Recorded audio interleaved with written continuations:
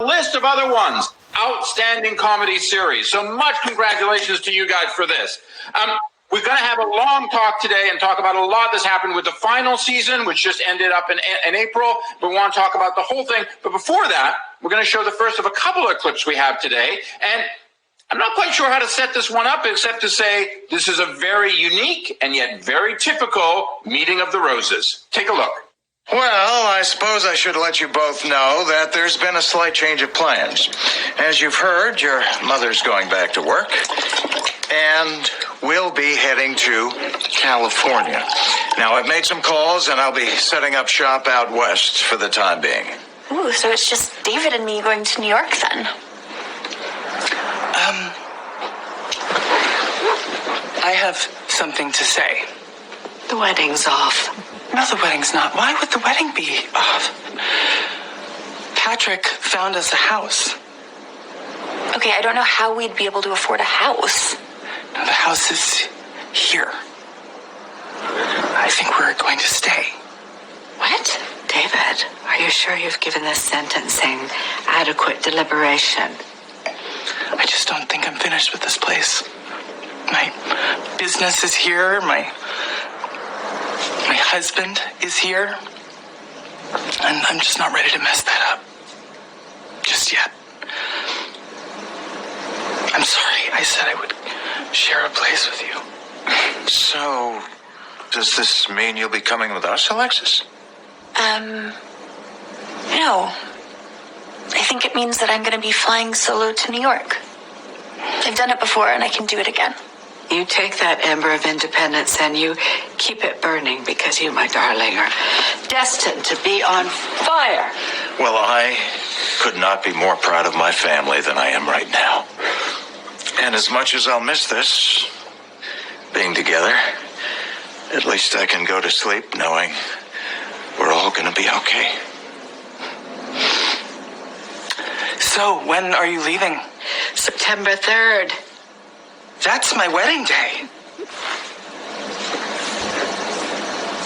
And we're tied to the 3rd. Oh, Moira. Am I tied to the 3rd? Of course you're getting married on the 3rd, David. Moira, we can leave first thing the next morning. Yes, we will, John. Just it's worth noting that the lie flat seats were only on the evening flight. Moira. It's okay. Unbelievable. That, in a way, is kind of the Roses in a nutshell in many ways. Dan, I wanted to ask you, you're a 4-time nominee this year. You have acting nominations, you have writing nominations, you have directing, you have producing. Before we get into some of this, how do you balance all that? First of all, I just find that title to be so absurd and hilarious. I don't know. I mean, to be perfectly honest, I don't really know how it happened or what's going on. Listen, it should not be a burden to juggle that kind of lovely thing. It's been the most pleasant of surprises, I think, for all of us. In terms of the actual workload, it just sort of happens. I mean, I think when you're thrown into a really high pressure situation like that, where you are kind of in charge of so many things, and yet at the same time, it's such a passion project that it never felt like I was in charge. It just felt like, I had answers when people had questions. When you're in it, it doesn't feel quite as complicated as it I guess reads on paper. It just happened. It just kind of, but by the end of the season, you realize you've almost done the impossible. And I think, for me, it was so helpful to have a cast and crew that was just the best of the best. It just made everything so much easier and made the entire experience so joyful. And so, yeah, it's not me. It's an incredible team that allowed me to kind of do those jobs as best I could. And 6 years of exceptional work from that. Exactly. Now, I wanted to say, to ask Eugene, Catherine, and Annie, I've had the honor of talking with you guys before, and we've done these in panels live and virtual before, but I wanted to get a sense, how does it feel for you guys now that Schitt's Creek is all done? Annie, because she bowed to it, so we must ask Annie first. What a question. I miss it so much. It's been now over a year since we wrapped, and I kind of got hit with the sad a couple of months ago. Really, But around the time of the finale? Yeah, exactly. Just missing those faces that I've grown to love so much, and all that fun that we continuously had on set, and it's left a hole. I'll tell you that. Catherine, you have to follow up to that. I'd like to fill that hole for you, Annie, if I could. Fill that hole, please. But I have one myself. Help each other. Yeah, it's sad. Yeah, when time came around this year where we would have been shooting, it hits you. You realize, I don't know what to do with myself these few months. But everybody's in the same boat right now. And we were Eugene and Daniel were so smart to finish it off and resolve all of us, last year, because we weren't going to be able to shoot this year.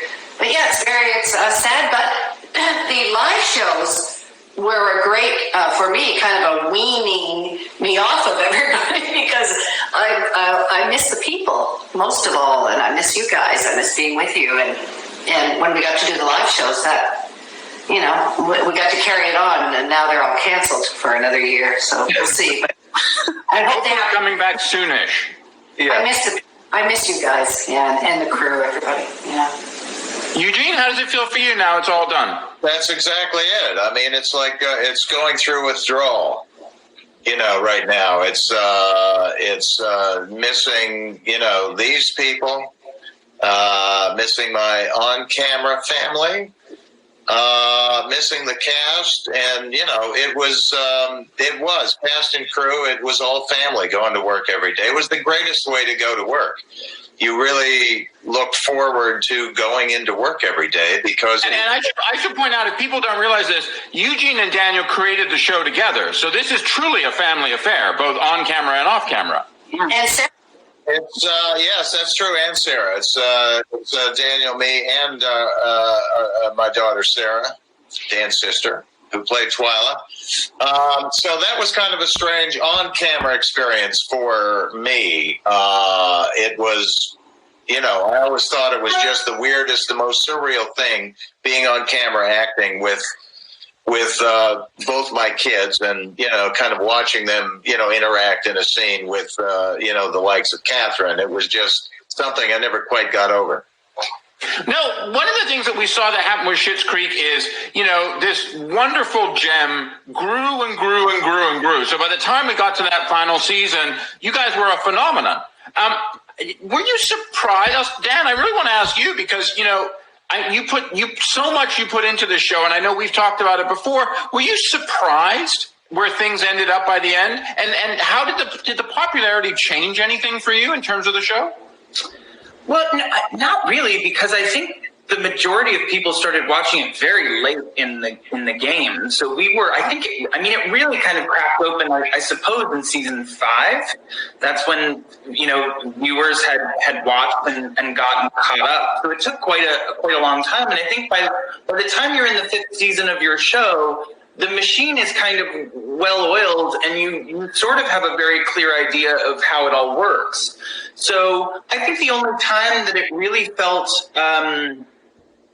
it kind of affected me in any kind of professional capacity was probably writing the last couple episodes of the last season. I think because up until that point, I didn't find it very helpful to think about fan expectations when we were writing the show, because I think so much of the show is so much of the specificity of the show is because it was really focused, and our incredible team of writers and we would work in isolation, and we would just really focus on what was best for the show.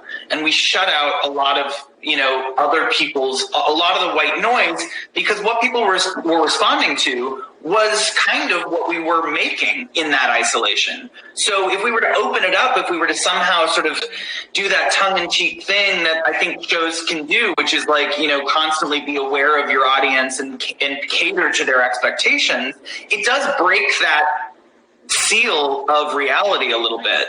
But I do think that in a series finale, you know, at least for me in doing my research, I always found it really kind of charming when a show gave those little nuggets to the audience that basically, you know, the little winks and the acknowledgments of, you know, we know you've been paying attention, so we're going to give you this little detail that, you know, wrapped up something from season 1. I think that was really fun to play with. So it really wasn't until probably the series finale that we sat down and said, okay, what are the things that we think the fans will want?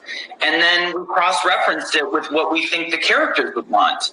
And if they overlapped, great. If they didn't, we would often side on the, you know, on the side of the characters because that's the story we're telling. But yeah, that's a really long-winded answer to a simple question. It was a very good answer, and I hope I get an equally long answer from Eugene and from Catherine. You guys have worked together for a long time. SCTV, Best in Show, you're icons of comedy. What do you think that history you guys had helped you bring to Schitt's Creek, and how did it help you guys evolve as actors working together? Eugene? Well, I think that it ultimately in our show for Johnny and Moira being married for so many years, I think the working relationship that Catherine and I have had over a lot of years now created that comfort factor in a marriage in a very effortless kind of way. It was just, it was just there. We have played couples before in other projects, and I think put it all together and you just get very comfortable working together, and that you don't have to work as hard on camera. It's just there. The experience comes through, seeps through. And that to me, I think was a big factor in how the Roses, Johnny and Moira kind of turned out. What do you think, Catherine? Yeah, I agree. And I'll add to that I really love and respect Eugene. I mean, he's a great writer and great actor and a good man. And so I knew I was in good hands there. And we just sort of seem to work the same way. We take our comedy very seriously. And we both sort of came up, and Eugene had more experience before Second City Theater than I did. But Second City, I think, really trained us, in the world of collaboration and supporting each other and looking out for each other and raising each other's game. And thankfully, everybody seemed to work that way on this show. So it is comfortable, but it's also more exciting than that. It's fun. It's fun, and it's thrilling to work with Eugene and challenging. So yeah, I feel very fortunate. Thank you, Eugene, for the job, and Daniel. Well, look at that. With that, we have to talk about Moira. Moira has become clearly, an icon of comedy unto herself. Fashion, diction, just sheer self-awareness or lack thereof, let's call it that way. And to that, I think we want to take a clip here from what can only be described as going almost biblical. We'll take a look at this clip from the finale, and we'll come back and talk a little bit more.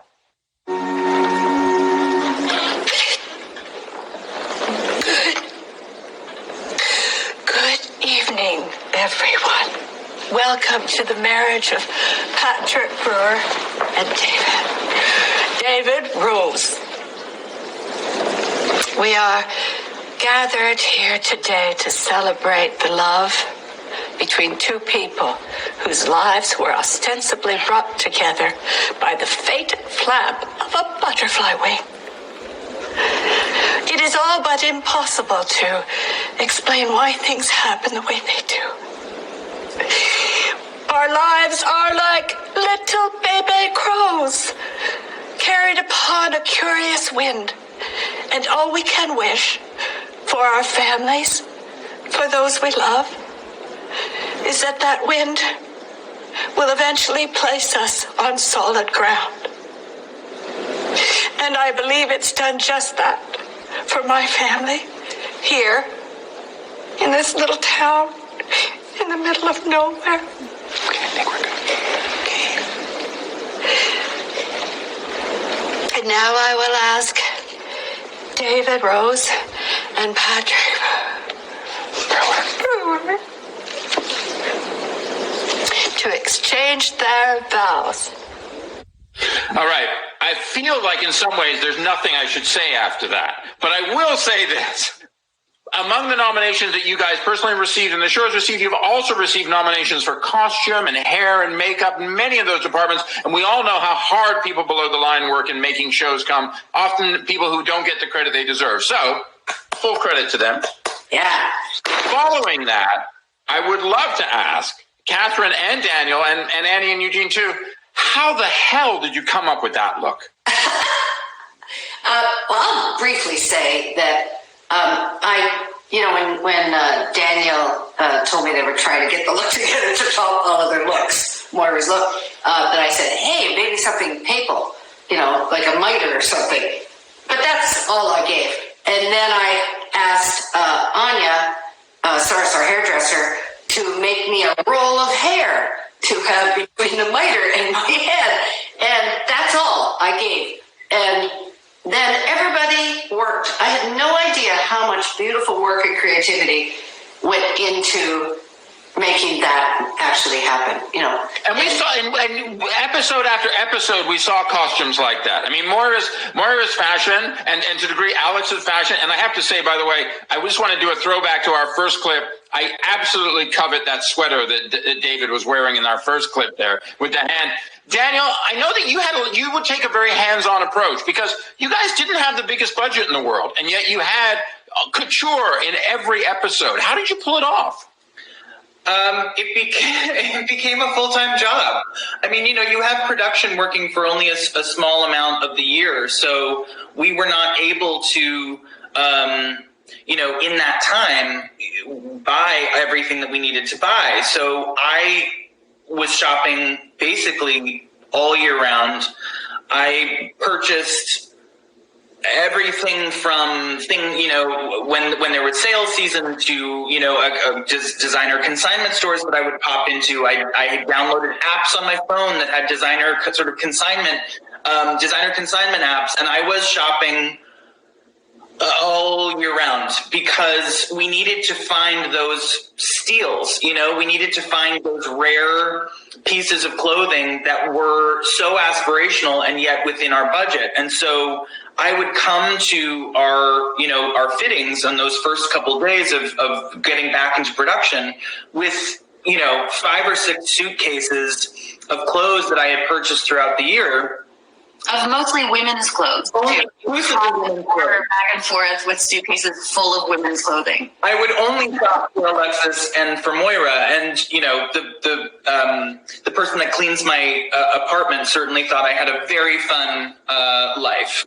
A lot of those clothes were hanging in my closet, and I only wondered what she was thinking. When Daniel would show up with these 5 or 6 suitcases full of clothes, what would be your guys' reaction? Because as I said, the outfits, the aesthetic of Schitt's Creek, the outfits that you guys wore became literally characters unto themselves. How was that for you? Did they help define the characters for you? Yes. And I think I can speak for Catherine too. The costumes were so crucial because this is me on like a fancy day, and this is how I roll normally. So being able to put on these incredible clothes that I would never in a million years have found or discovered, and then strapping on these heels and then getting done in hair and makeup, it was truly transformative and really kind of put me in the body of Alexis, which is a very different body than the one I usually walk around in.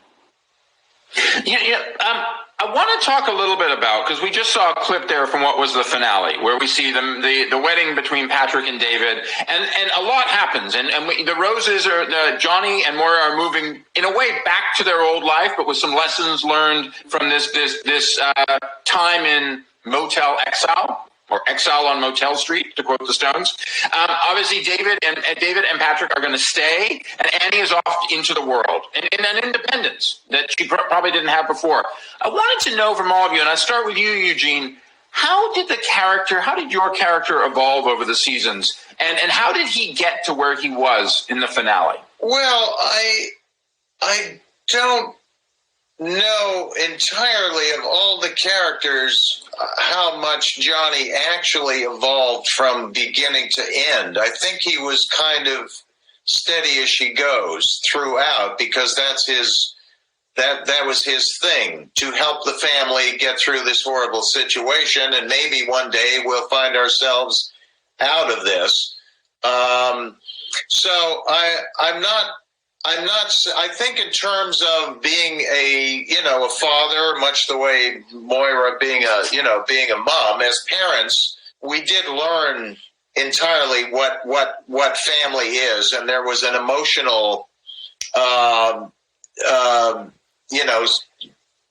wouldn't call it a surge, but as the seasons went on, the idea of knowing, what a good dad is, for Johnny, I think kind of, became apparent, because before, being a good parent was sending your kids to the best schools and, getting the best nannies and, making sure your plane is safe when you're, flying all over the world. And I mean, that's what it was. But the idea of being there for your kids is something that came into play toward the end. So as a dad, I think there was a transformation for Johnny, but I think his keeping it cool for all those years in Schitt's Creek kind of, paid off for everybody. Catherine, how did Moira change if she did? Well, I think Moira never got up without thinking about when they might get out.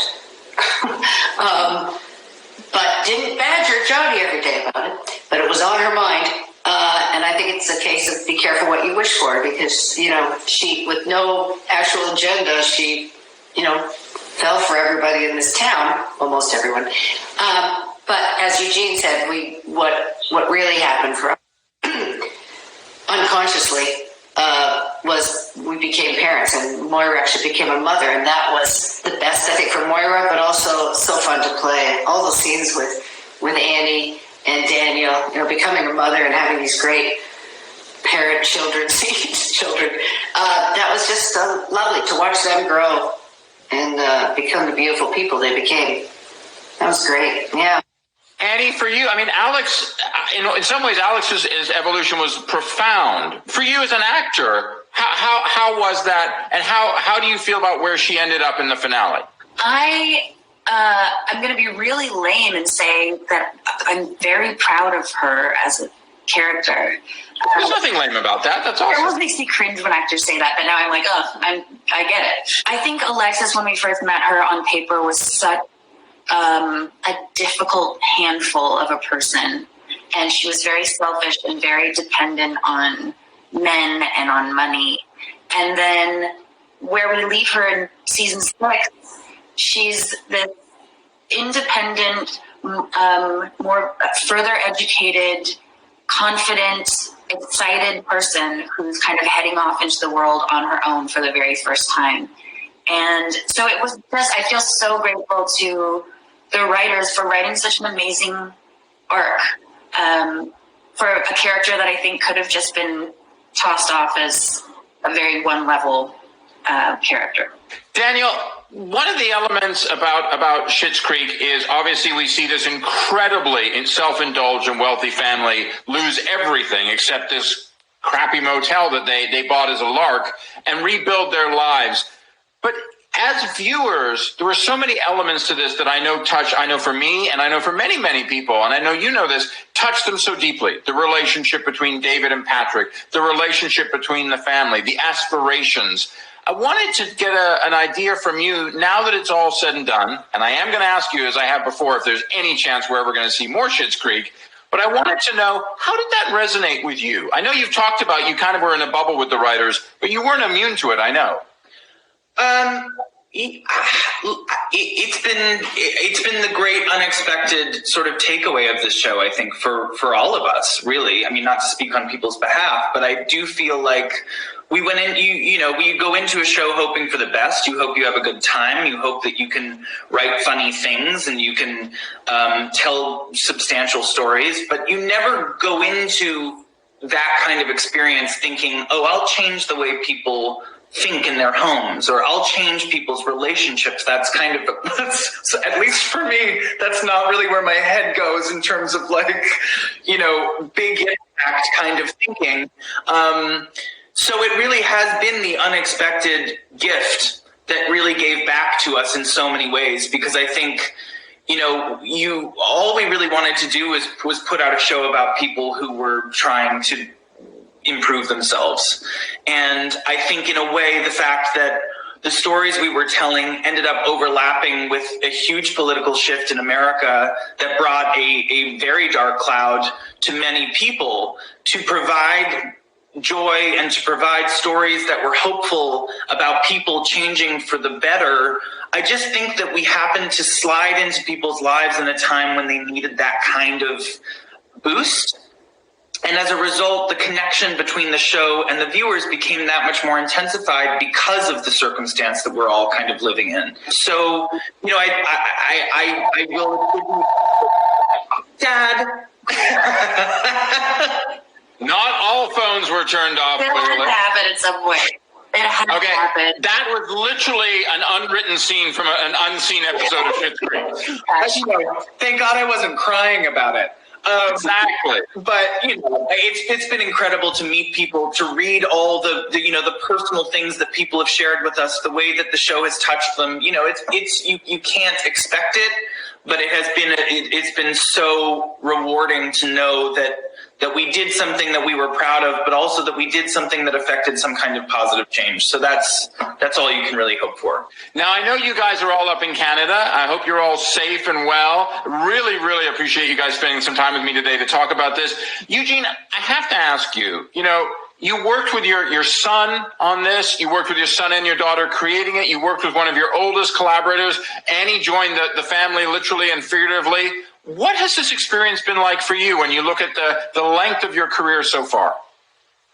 It is the absolute best experience working that I have ever had. And not only the best experience working as a product, it's the best show I've ever been involved with. I'm very proud of this show.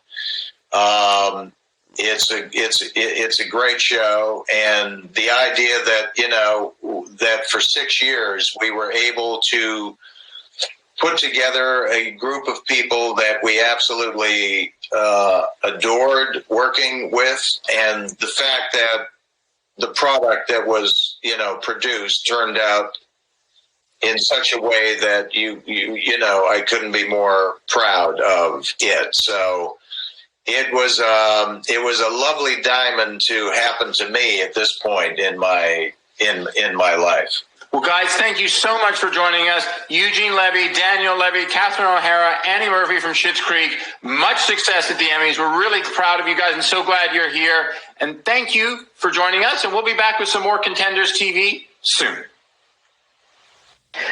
Well, ladies and gentlemen, we've reached the halfway